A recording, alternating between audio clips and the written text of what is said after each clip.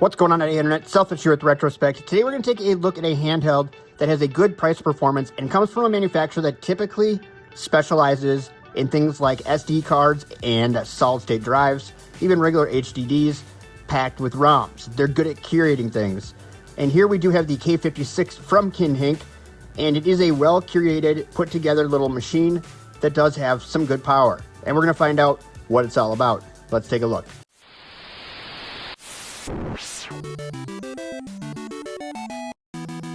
Before we get too far into this was provided to me from our friends over at AliExpress, and they gave me a bunch of codes for you to use even on top of all the Black Friday deals that are going on right now. Because it is Black Friday over on AliExpress, and it is very evident when you're looking at things like retro handhelds. The prices on these things are more affordable now than they have been most of the year. And on top of that, you can use these discount codes that I have for you. We'll put them up on the screen here for you somewhere, and you can use those codes in order to save even more on the outstanding deals. Now, AliExpress obviously doesn't make these handhelds, and they just sent them to me for a fair and honest review. So that's exactly what we're going to do here today, and we're going to talk about this Kinhank K56. But again, check out AliExpress. If you're looking for handhelds at all right now is a great time to grab for some of those awesome Black Friday deals, and then use these coupon codes on top of it. Let's check this thing out. All right, let's take a look at our unboxing experience here for the K56. And it does come in a nice little box. Obviously, Kinhank is really good at marketing. They are probably what I would say one of the top brands as far as getting different types of memory with all of the games already on them. And here we go. So it is the K56. K, assuming again, stands for Kinhank. Reliving childhood memories. It does have an ergonomic design, which it definitely does. Rounded curves. Yeah, rounded curves for more grip. That one's for you, Tech Dad. That one there is for you. We'll go over the rest of the specs here once we get the device open. There are a few of them here on the box, but nothing we're not going to already go over. We do have the 128 gig model in blue. It tells you not to take the device apart unless you're a professional. I don't know if being on YouTube makes me a professional, but I pull these things apart all the time. I don't know. Here we go. We're going to open her up. As the rest of this box has nothing on it. It does open up to a tag here from Kinhank telling you to watch a video on how to get more ROMs. That one's a little questionable. I'm not watched the video, but you know, that's watch at your own risk, I guess. And we will put the device here off to the side.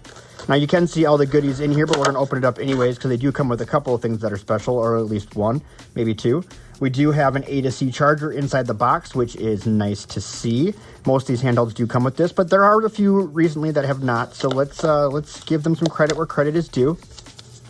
We do have some other goodies in here, including a USB to micro SD card reader. It's 2.0, so it's not going to be the fastest transfer in the world, but who cares? It's a free card reader that they're sending you, so you can actually transfer your games on and off of the device and the card that they give you. It does also come with a 128 gigabyte card, and it is non-name brand, but you know, Kinhank does a pretty good job with quality control, so hopefully this will be pretty good, even for a non-branded card.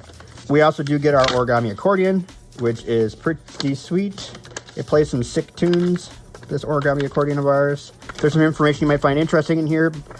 Mostly this device is already going to be pre-set up for you when you get it out of the box, but this is all in English, and if you have any questions, you can go through this little pamphlet they got in here for you. We also do have some wet and dry wipes, and those aren't because you drool when you see the device and finally pull it out, but it's because it does come with an acrylic screen cover. So we do have a good screen cover here, which is great to see. It just adds to that value for the device, so I love to see that these are inside the box already.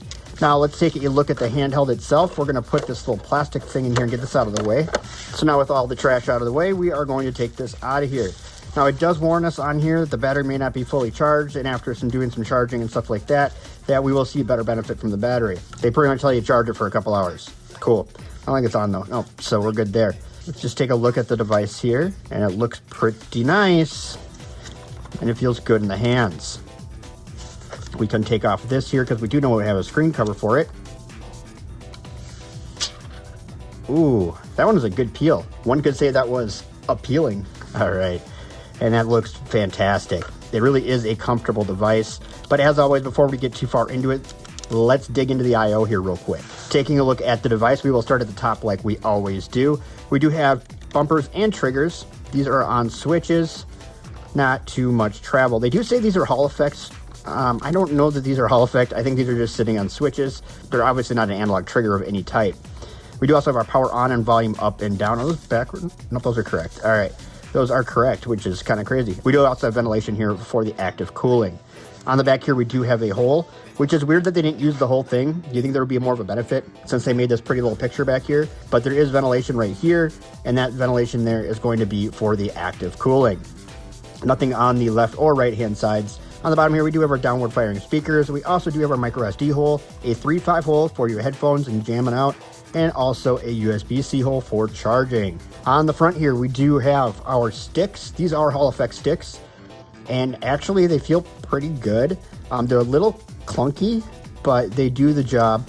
And what makes them clunky has nothing to do with the sticks themselves, I don't think. It seems to me the grinding is almost just based off of the roundness around the outside, but I could be wrong. We'll test them out here. We do have our face buttons. These face buttons here do have a good amount of travel.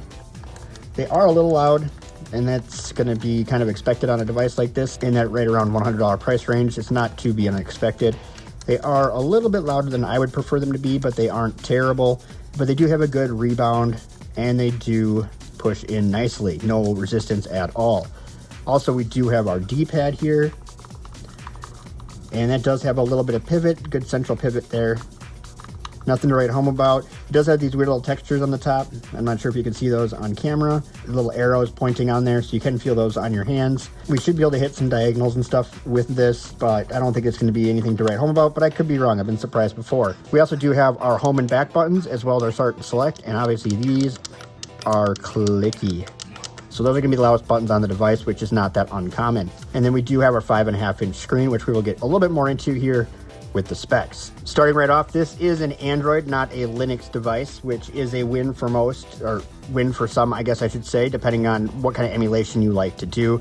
It is rocking a 5.5-inch IPS display, which is 1920 by 1080. It is a 16 by 9 aspect ratio. And it is using the Unisoc T620 at 2.21 gigahertz and a Mali G57 MP1 GPU. It does have 6 gigs of LPDDR4X RAM. Its internal storage is 128 gigabytes of UFS 2.0.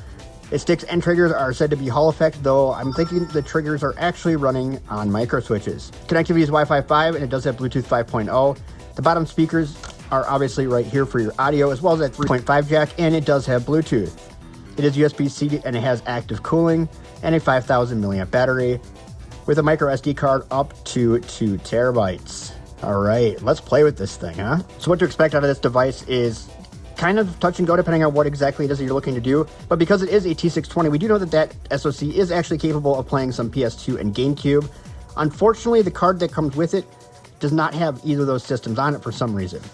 Probably because the files are bigger and they wouldn't be able to fit as many on the card, to be honest with you. And maybe that's why they give you that card to tell you how to download ROMs. I'm not really sure, but lucky for us, we've got plenty of cards sitting around. We'll put one in here and we will test some of those systems out as well. This is not the first T620 device we have tested out on this channel, so we have a pretty good idea of what the performance is going to be like, but this is definitely a unique handheld to some of those others. And this is really fun for playing like PSP, like a lot of fun for PSP. In fact, that seems to be how Kinhank really curated the ROMs on here, was towards PSP. But before we get into that, I just want to talk about the ergonomics on here real quick, because I tend to forget to talk about this sometimes. They did a really good job, at least for my hands, positioning the bumps here on the back. This is one of the more comfortable handhelds that I've held this year. There's a lot of comfortable handhelds out there, but I don't feel like I need any kind of grip or anything like that in order to use this handheld and have it feel like it belongs in my hands. It really does feel right at home, right where it should be. And that says a lot, because a lot of companies try to do this. Some hit, some miss. This one's definitely a hit as far as that goes. So something to look forward to if you decide to pick one of these up is the fact that it is extremely comfortable. Another thing that's really cool about this is when you do get it from Kinhank, it does come with things set up for you already for the most part. So they do have Daijishu on here already out of the box set up, so you just have to kind of go into it. You still got to do a little tinkering around, but for the most part it's set up. I went the wrong way. It also does have Pegasus on here if you want to try to get into Pegasus. Again, a little tinkering around on your part, but for the most part it's ready to go. And one thing that's a little interesting, which I'm not a huge fan of, and I don't know what the K version, if that's just Kinhank, but the ESDE, that's a paid-for app as far as the front end goes, and it is included on the device. And in fact, it's included to the point where even on the memory card itself, it does have a setup file for ESDE. So we'll run through the original card that's in here and set everything up for you. So cool that it's there. Not so cool that it's a paid-for app and it is included on here. And just it's a community app. And I definitely have supported ESDE there's a lot of work that goes into it, so it's unfortunate as far as that goes. Also, console launcher is on here as well. Again, another community app. It is free to use unless you want it to scrub a lot of stuff and what have not. But there's definitely a paid version of that as well. So, and then Daijishu, like I said, is on here. So you have some front end options if you do care to use a front end on here. The options are there for you. Now, I've gone through and I'm testing this on all kinds of stuff. So I've tested, ran through the front ends a little bit. Mostly, though, I've been just going through emulators. I've got this list that I curated for Obsidian, so it just comes up and downloads all this stuff that I would want on Obsidian. So I have that on here, and I've ran that, all of my emulators versus the ones that came on here to begin with. So I've replaced everything that was on here. I still have a couple more that I would probably download, but this isn't a super powerful device. In fact, you might see the Eden emulator on my desktop. I would not recommend this for Switch emulation by any means. I can show you a Switch game or two that work on here. It's very few and far between, and I wouldn't expect this to get any future development as far as that goes either. For one, Kinhank's not a big player in the space. Also, the T620 is an SoC that hasn't been used much recently, though it is working really well with this device, and that's, there are specific devices that are made around that T620, and this is definitely a good device for that. That Mali G57 GPU that's on here, it may get some love at some point, but I wouldn't hold my breath. They're really focusing on the Mali GPUs right now that are on like the 9600 and stuff like that. So the higher end, higher performing Mali GPUs. Someday they might go to lower end ones, but by then you'll probably be moved on with this hobby. So don't expect to be able to play Nintendo Switch on here or do Game Hub and stuff like that. That's just not what this device is for. This device is for the person that wants to do some gaming and not so much tinkering. And that is really set in, again, by the way they curated the device. Everything is there for you already, and Kinhank does a great job picking your games with ROMs that work. So if you're into the buying pre-built ROMs, typically I'm a person who gets all mine without a memory card, but in this case, you have to be able to show off what this device can do. And the whole focus of it is that pre-installed memory card, so you really can't go without it. I just want to thank you, the viewer, real quick, because I just hit my standing goal for the day. So hey, this is awesome. Anyways, back to the K56. Now, Kinhank seems to have put all their focus behind PSP and PSP Minis as far as the curation goes, which is good. I mean, they have some really good games there. Those are going to be the most filled libraries. The higher end systems that this can emulate, they did, like I said, cut this down a little bit as far as what games they put on, mostly I think to save space, which is also okay, especially if you have another memory card you can just throw in there. Or if you want to follow the directions, like I said, I don't even know what the video says, but if you want to follow the directions and change out the games that are on here, by all means, I would recommend putting games on here that you like and getting rid of the ones that you don't. That's any of these systems as it is. The screen on this thing looks absolutely fantastic. I don't know what I was expecting from the screen on here, but it does look really good. A lot better than I thought that it would. I'm actually pretty impressed by the look of the screen as well as the different angles that we're getting on it. So we're not worrying about missing it on angles. And the fact that it's a 1080 screen really does some justice here. The T620 is definitely powerful enough in order to power this screen as well. The 5,000 milliamp battery does seem to go down a little bit quicker than a lot of other devices, and I'm not exactly sure what attributes to that, but it is a little faster than some of my other devices, something just to be aware of. And that might be because I tend to push these things a little bit harder than most people do, and it's been a while since I've used a Unisoc T620. The bottom speakers in here sound okay. They're not my favorite speakers, but they definitely sound okay. When you want to add something like your ROMs to this, you just go down here, you hit ROMs, N64. I'm going to guess there are no N64 ROMs on here. We're about to put our memory card in here. Yep, there's nothing in there, but we do have a folder for it, so if there was games, we would have them. Again, they cut this pretty much down to bare bone as far as original PlayStation and PSP. They really put all the original retro systems on here up to PSP, and then after that, it's a little bit of a shot in the dark, which seems a little crazy on a 16:9 screen that all the 4.3 systems are on here, but it does work really well for that as well. You don't really have to worry about that so much. A lot of devices, when you get them like this as well, will not have access to the Google Play services because they won't be registered. Kinhank went another way and they registered this device. I know it seems like a little thing, but it does save you a lot of time depending on what it is that you're doing with the device. If you don't want to do all the side loading, this will give you easy access to this library, both for games and for applications in order to use them for emulation. So we just used Google Play in order to download Gamepad Tester. Just a little curious on how everything is working on here, so we will test everything out. So make sure all the keys are working correctly. And I wanted to see how these sticks looked on here. I'm worried there's a burr in there, but I think that either it wore off or it just wasn't there to begin with, because I'm not feeling it on either of them anymore. So maybe I got used to these sticks. I don't know, but these sticks do feel pretty good. I really don't have any complaints. I'm usually a little bit more of a concave stick person, but these are okay. These actually are finally comfortable. Definitely stick to your fingers. They have this rubber lip here on the outside, which actually does make them stick to your fingers pretty good as you move them around. So really no complaints. Oh, hit the home button. My bad. I'm not seeing anything that's really standing out to me. Okay, cool. So I think whatever I was thinking there was a burr there, whatever that was, it is gone. All right, I'm going to go through a couple of games here for you real quick, just to kind of show you what this can and cannot do. Again, don't use this or don't buy this specifically to play Game Hub or Steam. You are going to be disappointed. I promise you that. There are a couple of games out there that you can play. Definitely consider them extreme bonuses. Trust me, I spent a lot of time trying to figure out if there was any I could show you in this video, and it got really frustrating. So it really isn't there. It's you can maybe hit every 1 out of 100 or so. You might get one that sort of works, but other than that, it's really not worth the effort.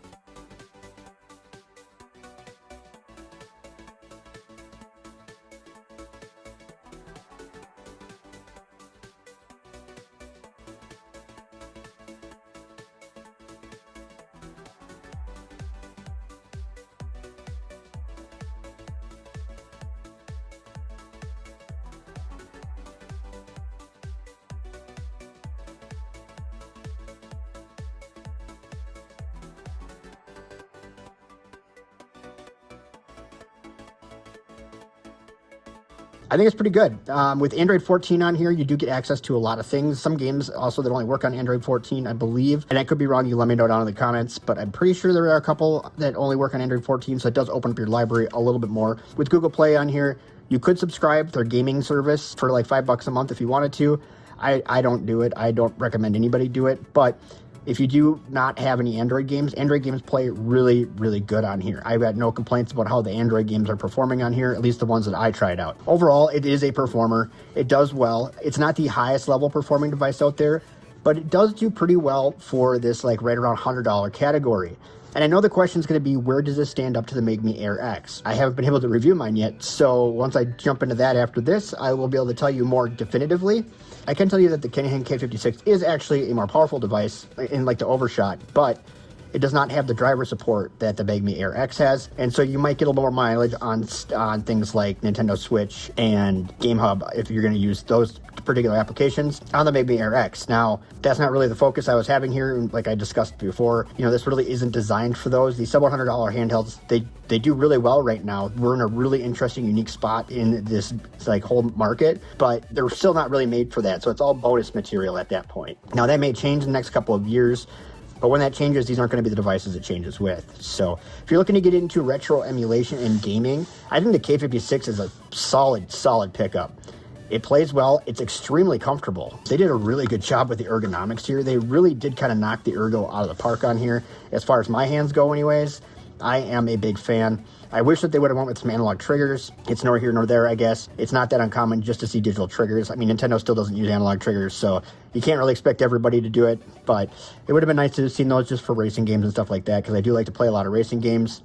Not having those analog triggers can definitely be detrimental to those games if you're just hitting the gas pedal all the way to the floor all the time. But outside of that, I do like having those digital triggers for things like first-person shooters, so you got to take the good with the bad. The D-pad on here is decent. It's not great. It's decent. It is a little sharp for trying to hit like Shinookins, but it's doable. You can actually hit them. So it's definitely not the worst handheld I've used for that. All in, if you're looking to spend around $100 and you're looking for something like a real good quality build with a good curated library, I would say that definitely give the Kinhank K56 a look. I would pick this up for that. I don't see any problem with it. I think the pricing is actually pretty competitive right now. And with Kinhank behind it, you should be getting some good stuff. And you can always change the library if you want to. I mean, that's what I did it halfway through here, just to open it up a little bit more to try out some other systems that weren't preloaded on here. They did a good job of curating the library, but they did a good job of curating a retro emulation library where they really didn't focus much on the newer 3D systems. I'm guessing it was only 128 gig card that came in here. They did that in order to save space. Kinhank is kind of known to make things kind of move around in order to fit the absolute most they possibly can on any of their storage devices. If this is something that interests you, I definitely would take a look at getting it on AliExpress from our friends over there that did provide this for a fair and honest review. It is Black Friday over on AliExpress, and they have some phenomenal deals on this and other retro handheld devices. I will throw a link down in my thingamabob. That will get you right over to this handheld if you want to take a look at it. Also, I do have these discount codes for you. They're up on the screen. Those will save you a ton of money on top of the Black Friday pricing that's already going on. You know, they always say you got to find a creator during the sales. That's how you get the best deals. Well, I'm offering them to you right here. And that's all thanks to AliExpress themselves.